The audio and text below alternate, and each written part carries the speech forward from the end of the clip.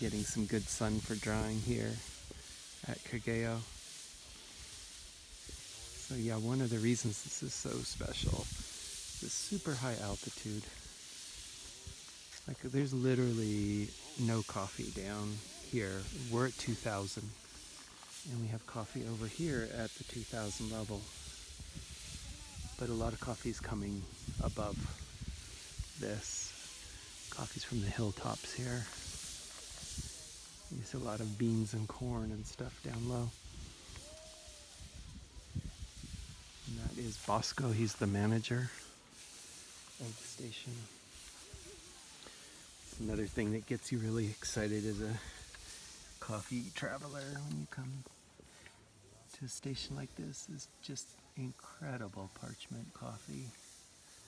So this hasn't been out too long, but what you see is with the way they dry in the shade initially here, and then for hand picking when they bring it out into the sun, is parchment that is not split or cracked at all. It's very intact and whole, uniform. This clean white color, yellow white. When you see very yellow parchment, you see it's probably been in the cherry a little too long, kind of fermented in the cherry, or it has fermented in the fermentation tanks a long time, or it's kind of old age. So like here's one little split that you see right here. But if you go to a place like Kenya where they dry with full sun, you see everything is split. And you don't see, here's another like little tiny, broken. But these are all, there's so much hand labor. A lot of it here done by women. But as I look up here, those are men. I see 3 men and 1 woman, not including Bosco himself, who's there spreading the coffee out to rotate it in the sun. So there's definitely some more labor equity here in Rwanda in terms of who contributes. But all this coffee has been hand sorted. This is probably a little lot number. So it's A grade, lot 44. That's the date, 2nd of May, 2019. Cute piece of paper tucked in there. That is a micro lot. That is like, that's nothing.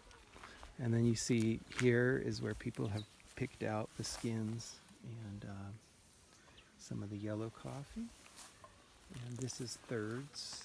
This is 3rd grade. A lot of this would be floaters and damaged coffee. And it's especially important in Rwanda to sort parchment coffee pretty meticulously, because this is where you will get a higher chance of potato defect.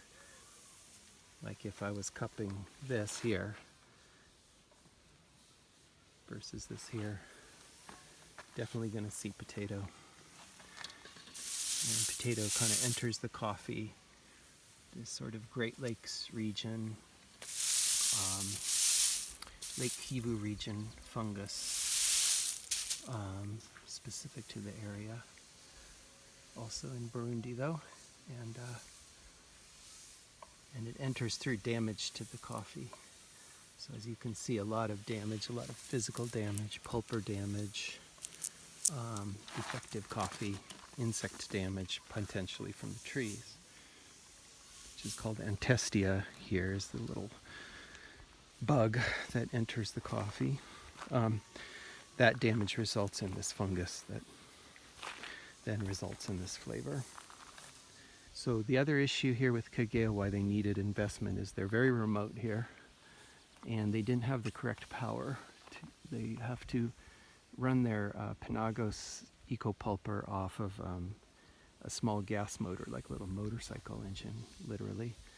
And what RTC did this year was helped fund this power line, which you can see is just stops right there, which is three-phase power. What they had is single phase, which couldn't run a machine. They needed three-phase power, so that was another big investment.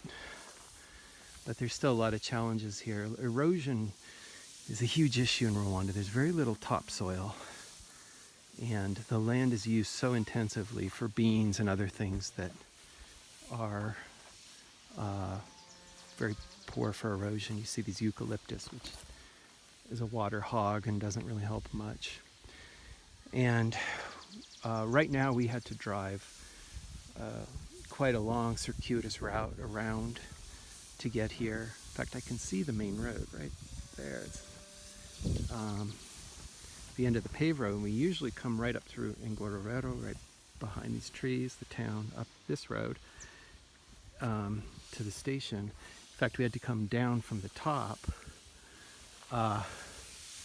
We had to come down this way, all the way around, just like another half hour, because the bridge is out down there. The bridge got washed out. So, some of the issues here are infrastructure that go beyond, the power to the station. They're governmental things, but, in that regard, Rwanda is just so positive to me. When I come here, I see so much work and improvements, not just for the city, not just for the, manufacturing and stuff. And maybe in Ethiopia you see that, but what you see is rural projects that are really about erosion, improving roads, improving, rural life. So it's pretty amazing place. And wow, some cool mushrooms there. Hello, Blazers, good team. All right. Well, you see, you see wealth generated and people with fancy houses in Kigali and stuff. I think you see a very strong government here that's been criticized in a lot of ways for being sort of heavy-handed, and yet you see it keeping things in some sort of check and distributing funds for projects pretty far and wide. The president, Kagame, is famous for being one of the few people that they had, they had a lot of funding and subsidy, and yet a lot of money spent on Chinese road building operations here, and that's throughout Africa. You see this huge Chinese investment that is not as the US would do, which is like kind of USAID projects that gave money towards specific issues or health issues and stuff.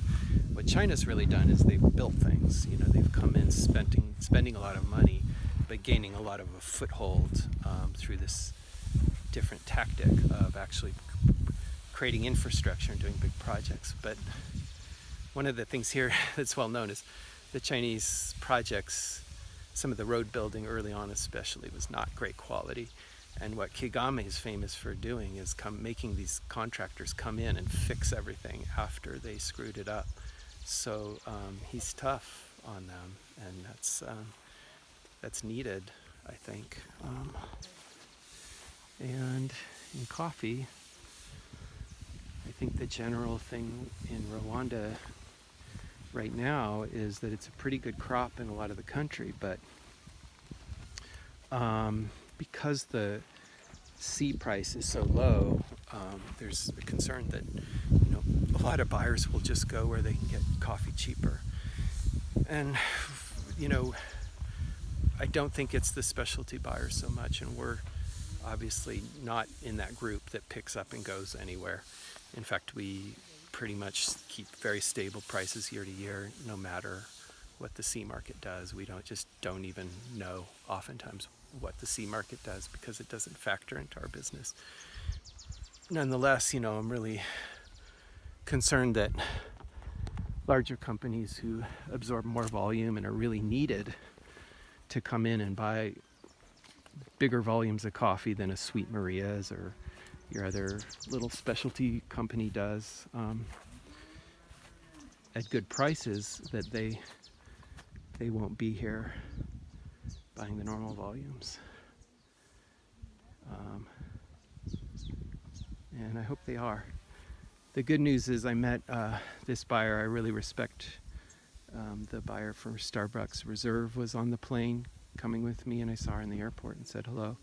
And she's pumped about their Rwanda coffee. They're buying co-ops. She's excited to meet the all-women co-ops that they buy from here that are sort of sub co-ops of the main co-ops. And you know, say what you will about Starbucks, but when they're buying at good prices, they really are a mover in an influencer in a real way. And you know, small buyers can brag about their 20 bag lot, but you know, they can't have the impact that a Starbucks can. So appreciate seeing them here and doing their buying. All right, bye Kageyo.